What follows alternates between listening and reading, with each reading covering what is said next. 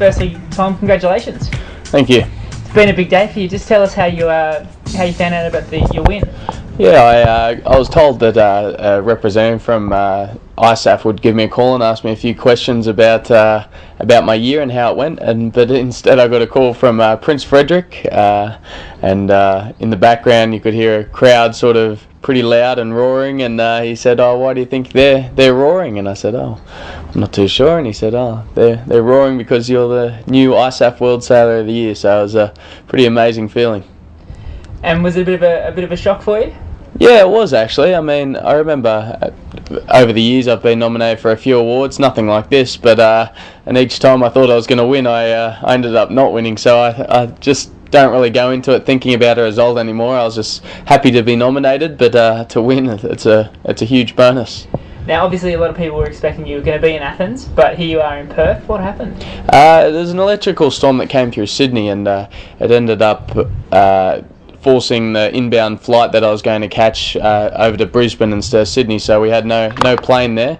But it was okay. In the end, I ended up coming over here. It was a bit of a bummer to miss the awards, but in the end, I got the right result.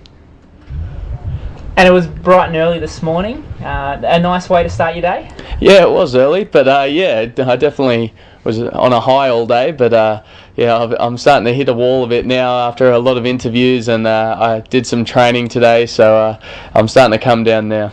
And what brings you to Perth? I'm here for the test event, the World Championship test event.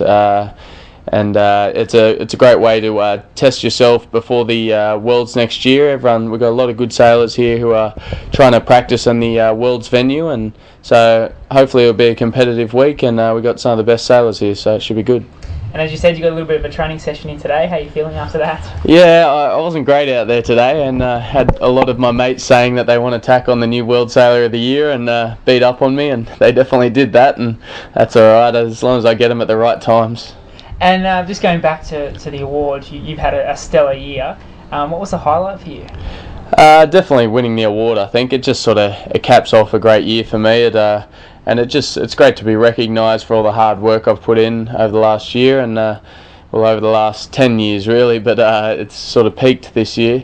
And also winning the world title, the world championship with John Bertrand's amazing. Like he's a real mentor to me, and also Doggy, who's also a mentor. They really helped me out on and off the water with my career and everything that goes into being a professional sailor. So winning that, but also winning a Laser Worlds again, just to prove to myself and to everyone that I'm not finished yet, and I can come back and I can still win world titles. And so there's no real standout with the sailing, but it was just all around a really good year.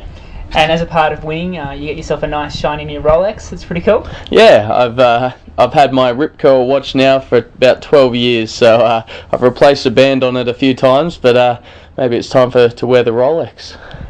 And now at this event next week here in Perth, it's kicking off your Australian summer.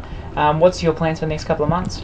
I've got a pretty busy next few months, busy Australian summer. I've got next on my agenda is I've got 3 laser events. I've got the Perth Test event, South Sydney and South Melbourne, and that'll finish up mid to end of December.